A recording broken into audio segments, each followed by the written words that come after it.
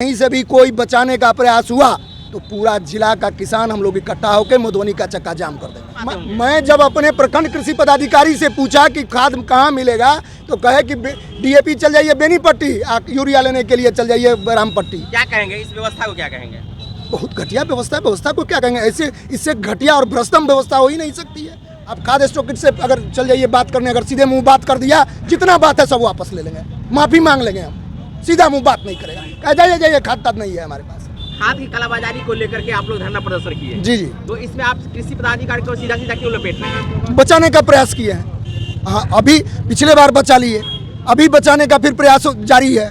जो अनाप शनाप आरोप प्रत्यारोप का दौर चल रहा है। क्या बचाने का काम कर रहा है? पिछला 1 साल पहले उसके जिसके यहाँ से आज 3400-3500 क्विंटल खाद मिला है, उसके यहाँ छापेमारी हुई थी। बहुत सारा खाद कीटनाशक बिना लाइसेंस का पकड़ा गया, कोर्ट में मामला गया, बिना कोर्ट के किसी आदेश का उसका सील तोड़ दिया गया, जबकि वो प्रखंड कृषि पदाधिकारी को मारा था, जिस पर प्रशासन कार्रवाई की थी। और प्रशासन के कार्रवाई के बावजूद 6 गोदाम सील हुआ, 6 गोदाम का बिना कोर्ट के आदेश का ताला टूट गया और सारा खाद उसमें से निकाल लिया गया। इसकी जानकारी जो है सो जिला स्तरीय के जो पदाधिकारी है उनसे ऊपर जो है, क्या उनको पता नहीं था कि? एकदम पता था। उस पर कार्रवाई हुई? प्ली कोर्ट में मामला चल रहा है तो प्ली जाएगा कोर्ट में ना, कोर्ट में गया कि सील तोड़ दिया है, कोर्ट में मामला लंबित है, उसी का फायदा उठा लिया, फिर से उसी गोदाम में रख लिया। तो इस बार क्या हुआ है जिसको लेकर के इतना बड़ा आक्रोश दिखने को मिल रहा है? छापामारी हुई, छापामारी के बाद उसको जिला कृषि पदाधिकारी के द्वारा बचाने का प्रयास जारी था। तो काहे सील कीजिएगा गोदाम, इसको कागज पत्तर है, वैध तरीके से बोल रहे हैं। जिला कृषि पदाधिकारी बोल रहे थे, इसके सामने बोले हैं, एसडीओ साहब के सामने बोले हैं। एसडीओ साहब के सामने बोले। हाँ, तो इस बात को लेकर के शायद एसडीओ साहब और कृषि पदाधिकारी के बीच में कुछ बकझक? कोई बकझक नहीं, सिर्फ मैं प्रत्यक्षदर्शी हूँ, मेरा आधा किलोमीटर पर घर है वहाँ से। मैं मधुबनी से जब जा रहा था तो मधुबनी से जाते समय मैं देखा, मैंने भारी भीड़ देखा तो मैं रुका वहाँ, देखिए बहुत सारी गाड़ियाँ लगी हुई थी। और जब मैं वहाँ रुक कर देखा तो एसडीओ साहब का इतना वक्तव्य मैं सुना, मैं वहाँ घंटों खड़ा रहा था। तो कहे कि देखिए डीओ साहब इसको बचाने का प्रयास कर रहे हैं, आप पर भी एफआईआर होगा, आप जेल चले जाइएगा।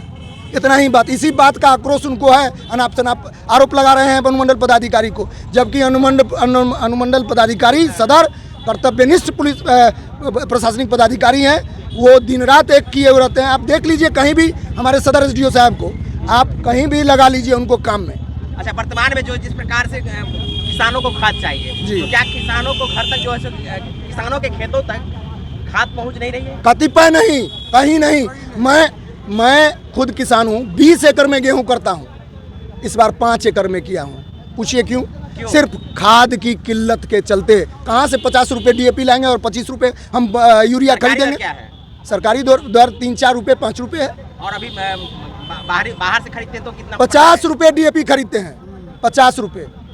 बहुत बड़ा अंतर है, बहुत बड़ा अंतर है। यही तो नहीं मिलेगा तो हमको तो बुआई करना है ना। पर जहाँ स्टोरेज भंडारण की गई है, हाँ, वहाँ से अन्य जो डिस्ट्रीब्यूटर है उन लोगों तक पहुँचता है कि नहीं? वो तो सारा खाद माफिया पहले ही ले लेते हैं। बड़का स्टॉकिस्ट है, वो बड़का डैम करने वाला है और नाजायज रूप से रखता है, अपना बेचता है, फुटकर विक्रेता। आप जो सरकारी लाइसेंसधारी दुकान है, आप जाइएगा खाद नहीं मिलेगा, ठीक उसके बगल में चले जाइए, उसी का दुकान है, 50 रुपये किलो देगा आपको।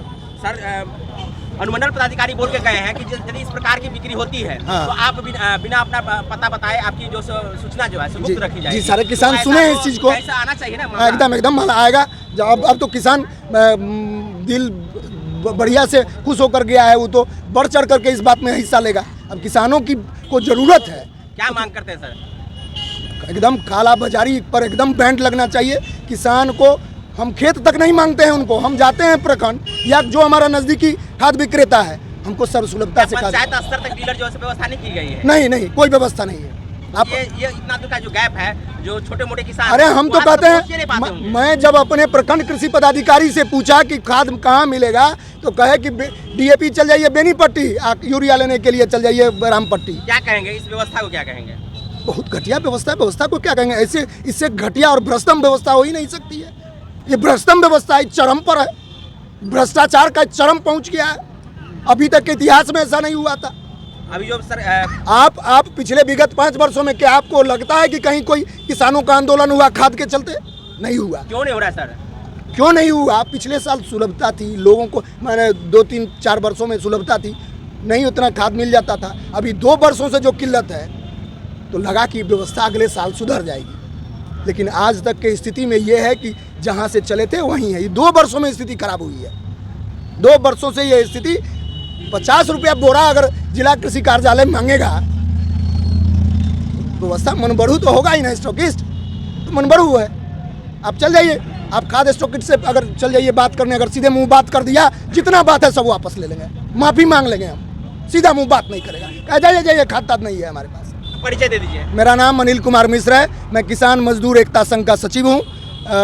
उसी बैनर तले आज ये सारा इंतजाम हुआ है, धरना हम लोगों ने 1 दिवसीय दिया है। और मैं ये भी आप लोगों को बता दूं कि अगर इसमें अग्रतर कार्रवाई नहीं हुई, कहीं से भी कोई बचाने का प्रयास हुआ, तो पूरा जिला का किसान हम लोग इकट्ठा होकर मधुबनी का चक्का जाम कर देंगे। आपके बातों को गांव तक के जो किसान हैं जी वहां तक कैसे पहुंचेगी, जो आप लोगों ने इस व्यवस्था को जैसे बहुत सारे हमारे जिला भर के किसान यहाँ उपलब्ध थे, उन्होंने हमारी बातों को, हमारी मांगों को सुना है।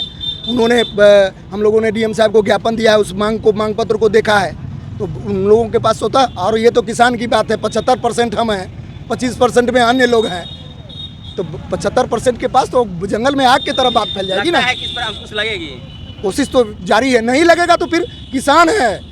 हमारा बेटा मोर्चा, हमारा बेटा सीमा पर लड़ता है और हमारा बेटा एक खेत में लड़ता है, तो जो खेत में जान दे सकता है, जो सीमा पर जान दे सकता है, वो रोडों पर जान दे देगा, नहीं होगा, आमरण अनशन पर जाएंगे।